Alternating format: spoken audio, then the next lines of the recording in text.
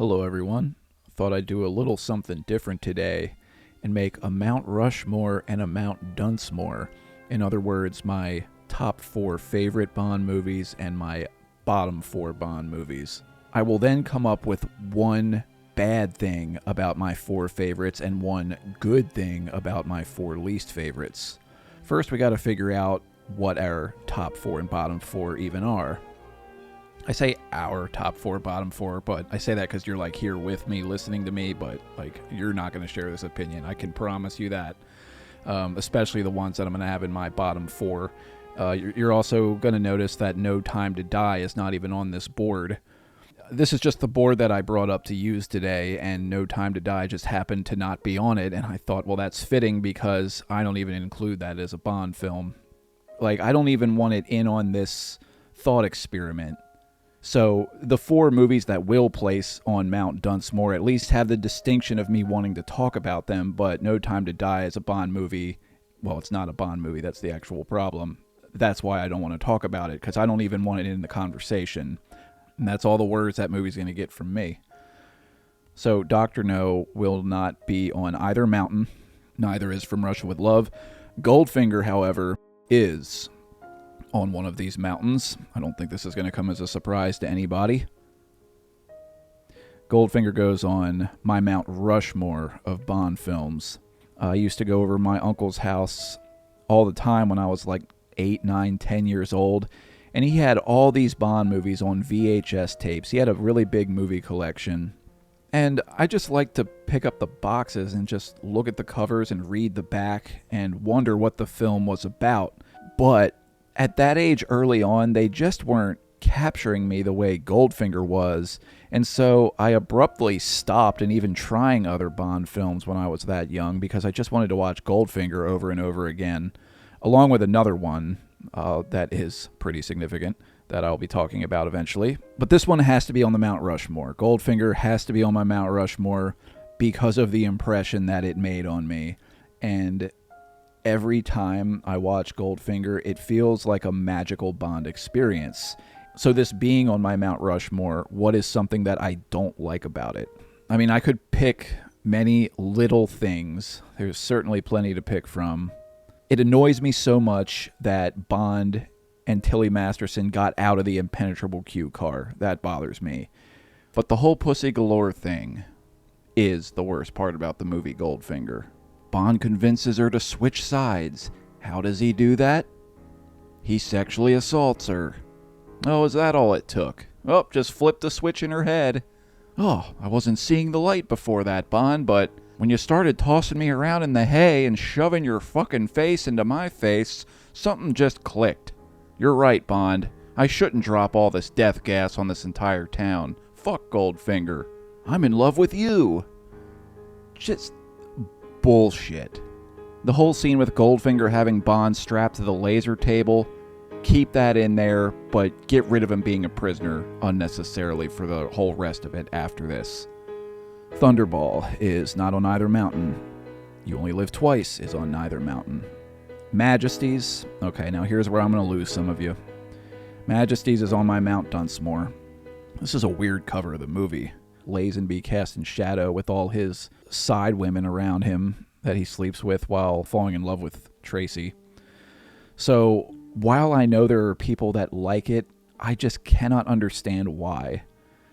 I'm cognizant that people do like it, but I'm also convinced that people that claim to like this movie don't actually like this movie. Like, look, if you actually mean it, then okay, I'd love to hear why, and I have been hearing why, so actually, please don't tell me anymore. I understand you like it. I don't, and I sure as shit don't understand how it can be anybody's number one. I really can't even wrap my head around it, because I just am so bored by it. To say it's a piece of shit is just like much more punctual. That piece of shit like packs power to say, you piece of shit. But I wouldn't call this one a piece of shit, per se. I would just call it a movie that's not of my taste. This isn't the story that I really care to watch.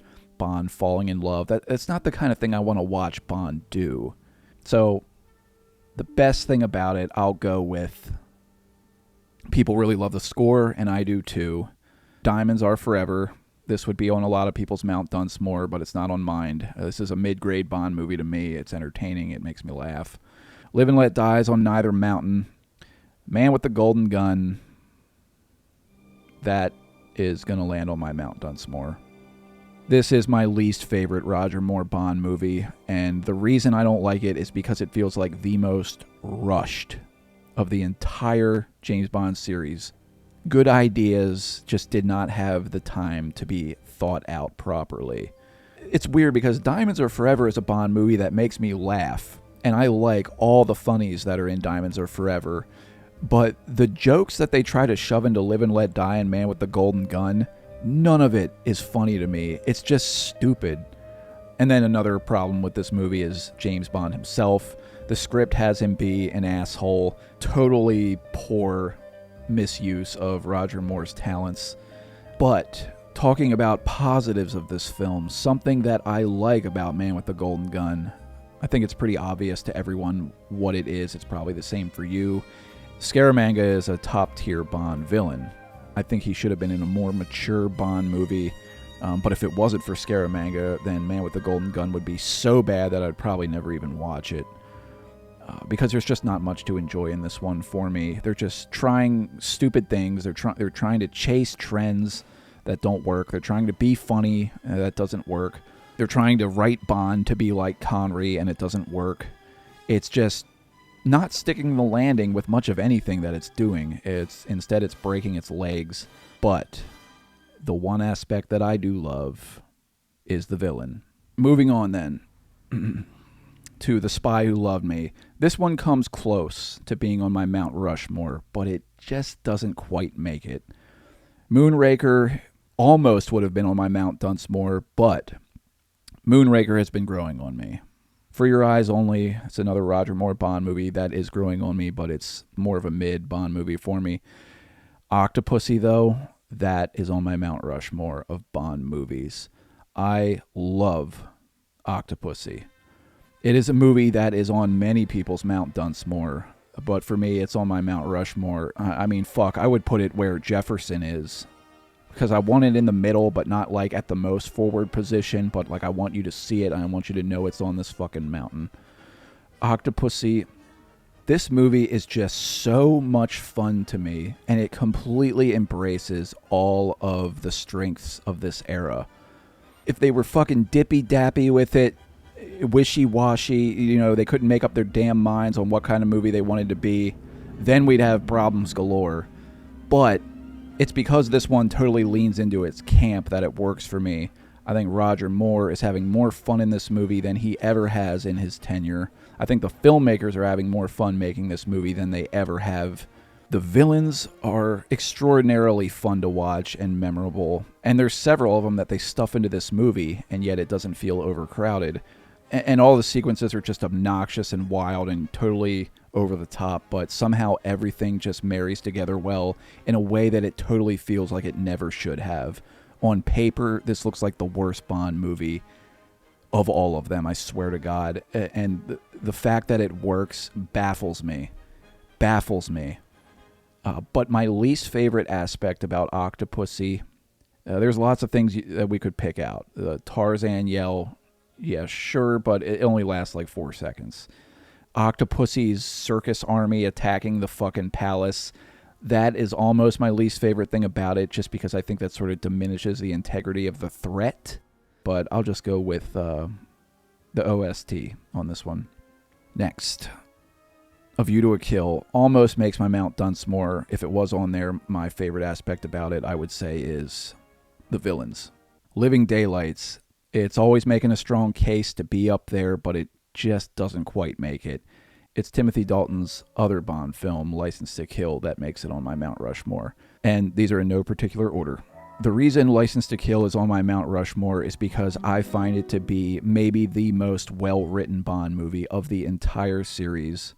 Of all the dynamics Bond has with a villain, this one here between Bond and Sanchez is the most interesting to me. And it's not like Fran Sanchez is the only interesting villain in this movie. All of the villains in this movie are interesting to me.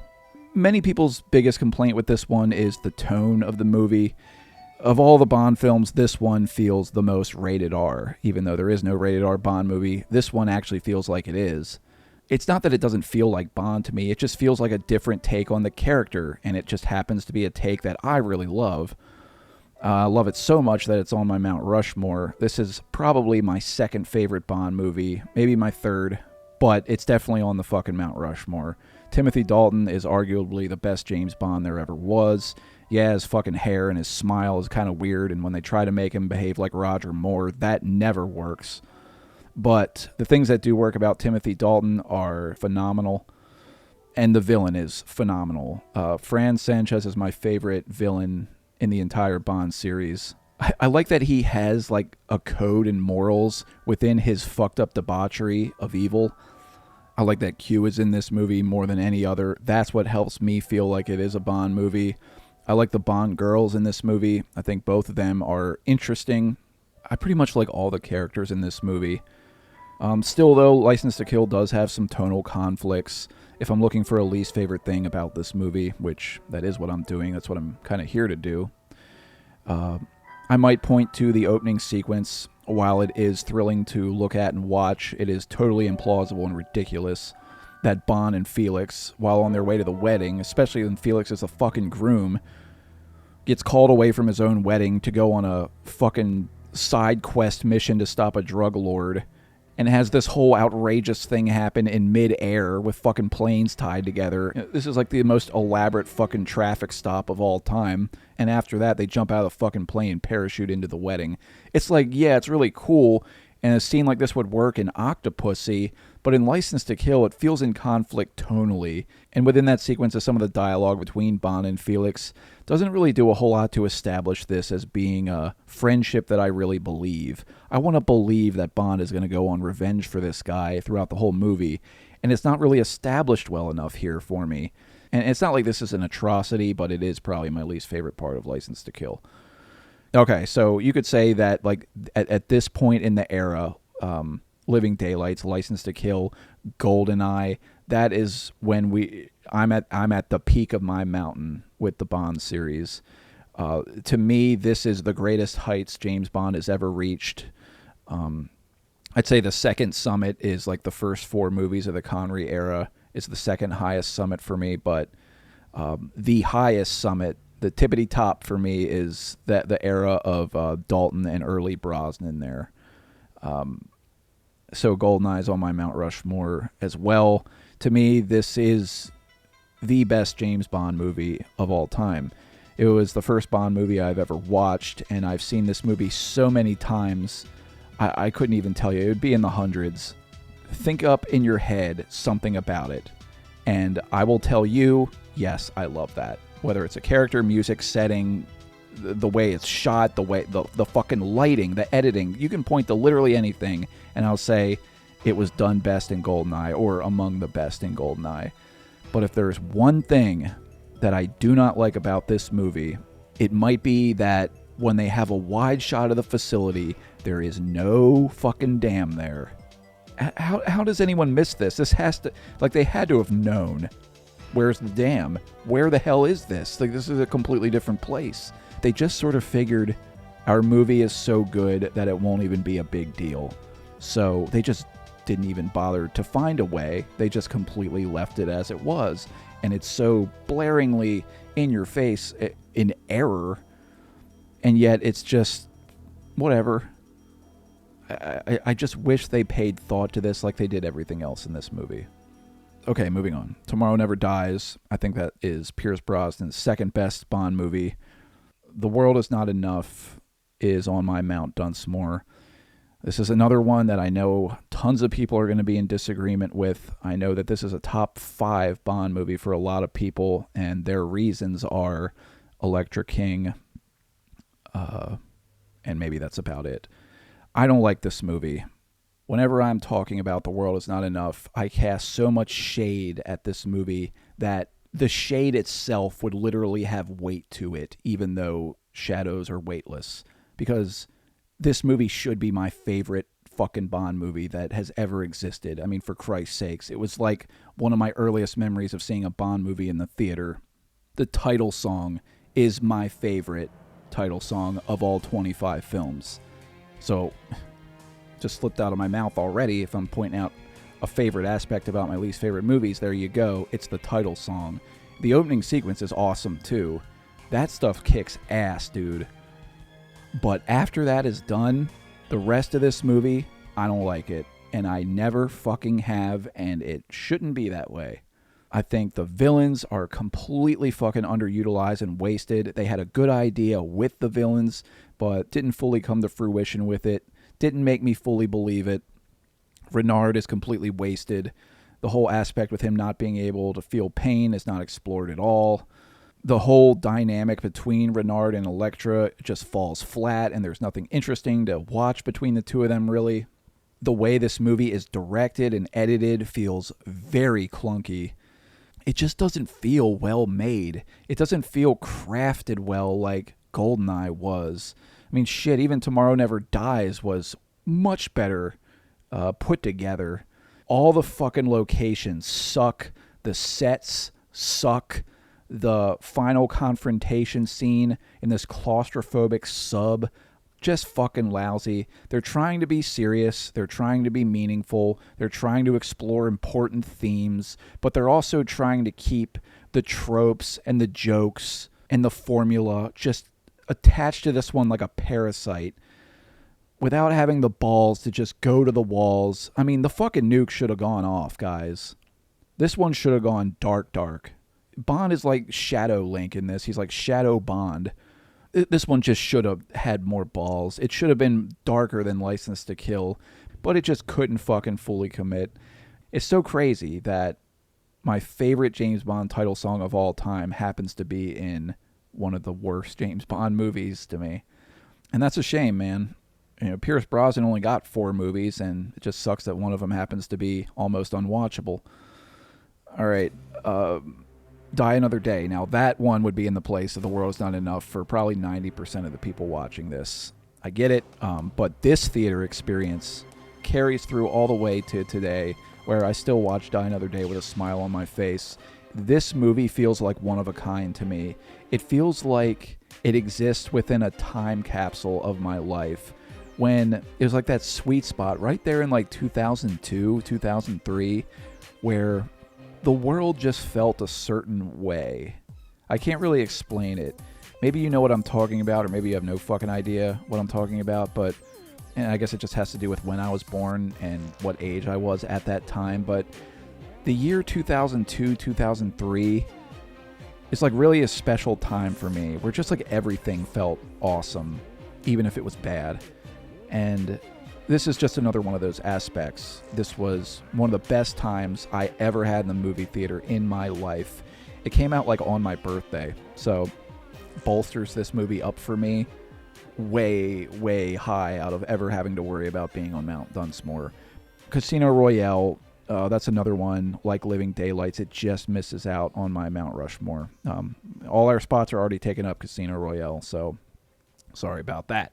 The universes and worlds established in other Bond movies I would rather return to before Casino Royale, but I can still recognize that Casino Royale is arguably the best James Bond movie ever made. The character interpretation, arguably the best that there ever was.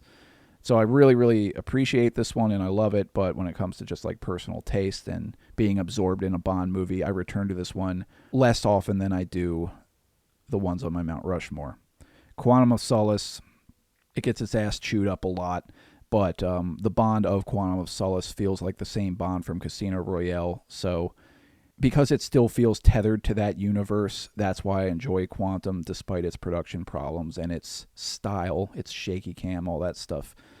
Now, we've yet to place our final Mount Dunsmore, and we only have 2 movies left, Skyfall and Spectre.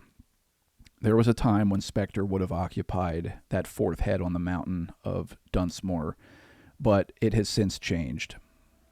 Skyfall is now on my Mount Dunsmore, and there it will remain probably for the rest of my life. The reason Spectre used to be on this Mount Dunsmore is the whole aspect of Blofeld and everything about that.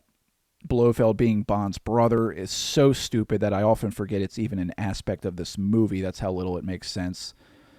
I say this all the time. I think Spectre, if it got a re-edit and maybe even some reshoots, you could make a better movie out of this one. Because it feels kind of more in the family of the fun Bond movies. It sort of feels more jovial, and that's why I like it. But then when it starts to try to get all fucking meaningful and serious and different at you, that's when the movie falls apart. The third act of this movie is god awful. But Skyfall is on my Mount Dunsmore. I should have this fucking movie right on the face of where George Washington would be, like that prominently featured on the mountain of dunce. This movie dresses itself up like a cathedral or like one of those churches with the most beautiful stained glass windows and steeples and golden artifacts. People have been on their knees and doing the bow praise up and down with their heads bouncing off the fucking floor for this thing ever since it came out. As soon as it did come out, everybody had it in their number one spot, the best Bond movie of all time. I went to see this movie with a friend. I fell asleep. When I got around to seeing this movie a second and third time, I took the bait. I was lured into thinking I was watching a good movie, maybe even a masterpiece. And if I was calling it one of the best Bond movies, it wasn't because I actually thought it was one of the best Bond movies. It was because everyone else was saying it was one of the best Bond movies. And I thought I just had to sort of go along with that and jump on the wagon and take part in giving it its praise, because just listen to the song. Are you not paying attention to the cinematography? Look at the story. Look at how different it is. It still pays homage to other Bond films of the past while being different at the same time. It's serious. They've recasted Moneypenny and Q, and they're bringing them back in. And aren't they funny? Aren't they different? I mean, what is it you don't like about this? What I don't like about Skyfall is the leading guy. I'm reluctant to even call Bond in this movie because this doesn't feel like the James Bond that I know and love. Of all 25 films, this interpretation of James Bond to me is the worst. James Bond in this movie is a fucking burnout. He just got his 00 status.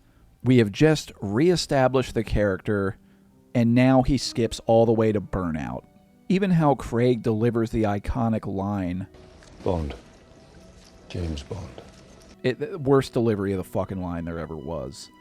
Can you sneer any harder? Bond, James Bond. Why don't you just crawl inside of her fucking nose? The way you're like peering at her. Fucking hate that. Fucking hate Craig in this movie. He was arguably the best ever in Casino Royale. The best Bond there ever was. And now look at this. What a fall from grace. And you're saying like, okay, you're not convincing me here. All right. It's the whole fucking thing with Severin. Him using her, banging her, getting her killed, and then never mentioning her again. It's like a 1, 2, 3, 4 punch of unpardonable sins with this guy. So despite all the other good things, quote, good things about Skyfall, it falls apart like a sandcastle made out of ash in a gust of wind. Some people have said, oh, Severin wanted this. She was waiting for him to show up because she had a glass of champagne. Sharing a fucking drink with somebody is much different than slipping into the shower naked with them when they're not expecting you to. No matter what angle I look at this whole scenario playing out from, it looks bad. This whole sequence, regardless of the rest of the movie being good, which it's actually not, but even if the rest of the movie was top-tier Bond material, which it's not, this whole sequence of events would bring this movie down for me. But to say one good thing about Skyfall, what I like the most about it is the word association scene. The word association scene to me is maybe one of the best scenes in any Bond film. Okay, let's take this scene and just sort of take this on its own merit as its own thing. A contained capsule, this scene. I love this scene. It's like I would be very interested in watching Bond have more things like this conducted on him, like Rorschach tests. To me, it's just a really fascinating thing to watch, and it's the best scene in the movie Skyfall. So everyone, I hope you found this worthwhile to watch. Maybe not for some of you, but if you made it this far, well then, holy shit, there must have been something. But anyway, love to get your thoughts on this, whatever you'd call this, and what your Mount Rushmore and Mount Dunsmore of Bond films would be. So everyone, I appreciate you hanging out with me and listening to my thoughts and my rambles. And wherever you are, whatever time it is, I hope you're having a wonderful day or night.